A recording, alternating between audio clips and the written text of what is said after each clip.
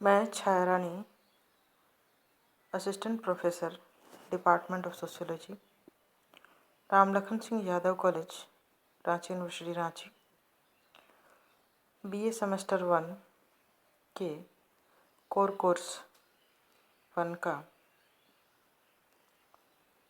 सांस्कृतिक विलंबना का सिद्धांत की चर्चा करने जा रही हूँ। सांस्कृतिक विलंबना का सिद्धांत को जानने या समझने से पहले हमें संस्कृति को जानना आवश्यक है। इसलिए सर्वप्रथम मैं संस्कृति के बारे में चर्चा करूँगी। मनुष्य पहले प्रकृति का दास था, लेकिन अब स्वामी बनते जा रहा है। यह छोटा सा कथन स्पष्ट कर देता है कि अतीत में मानव समाज तथा मनुष्य का जीवन भौगोलिक दशाओं से कितना भी अधिक प्रभावित क्यों न रहा हो, लेकिन आज मनुष्य का जीवन एक सांस्कृतिक जीवन है। मानव की संस्कृति केवल हमारी सामाजिक स्थिति, विचारों और विश्वासों को ही प्रभावित नहीं करती, बल्कि भौगोलिक दशाओं के प्रभाव पर भी नियंत्रण लगाए रखती है। सच तो यह है कि वर्तमान युग में मनुष्य ने अपने ज्ञान और व्यवहार के नए तरीकों की सहायता से बड़े बड़े आविष्कार किए हैं। प्रौद्योगिकी में विकास करके प्रकृति पर विजय प्राप्त कर ली है तथा एक संगठित समाज का निर्माण करने के लिए विकसित परंपराओं का निर्माण किया है। इसका तात्पर्य है कि मनुष्य एक विकसित संस्कृति का निर्माता है और यही संस्कृति उसके जीवन के विभिन्न पक्षों को प्रभावित करती है। संस्कृति का तात्पर्य शिष्टाचार के ढंगों अथवा विनम्रता मात्र से ही नहीं है, बल्कि संस्कृति एक व्यवस्था है जिसमें जीवन के प्रतिमानों, व्यवहारों के तरीकों, बहुत सी भौतिक और अभौतिक प्रतीकों, परंपराओं, विचारों, सामाजिक मूल्यों, क्रियाओं और आविष्कारों को शामिल करते हैं। संस्कृति शब्द संस्कार से बना है। संस्कार का अर्थ है कि शुद्धि की क्रिया अथवा परिष्कार।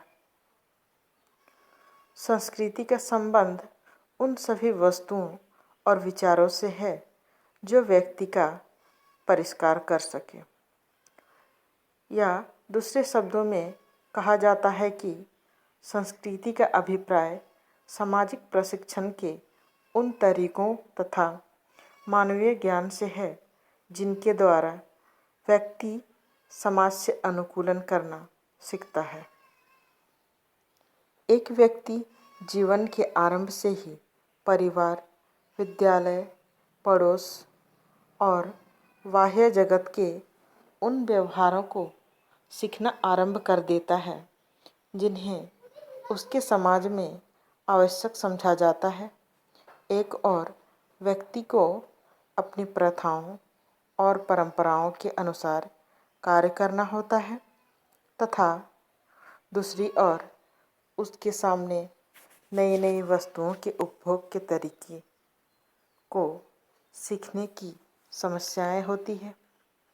इस प्रकार व्यक्ति किसी समाज का सदस्य होने के नाते जितने भी भौतिक और अभौतिक व्यवहारों को सीखता है, वे उसकी संस्कृति के अंग होते हैं। सांस्कृतिक विलंबना का सिद्धांत। ओकबर्न ने सांस्कृतिक विलंबना को स्पष्ट करते हुए बताया है कि संस्कृति को 2 भागों में विभाजित किया जाता है। प्रथम भौतिक संस्कृति, द्वितीय, अभौतिक संस्कृति। भौतिक संस्कृति वह है जिसका एक मूर्त स्वरूप होता है। मूर्त का तात्पर्य है कि जब हम किसी वस्तु को छू सकते हैं, देख सकते हैं या एक स्थान से दूसरे स्थान पर ले जा सकते हैं, अर्थात स्थान परिवर्तन कर सकते हैं।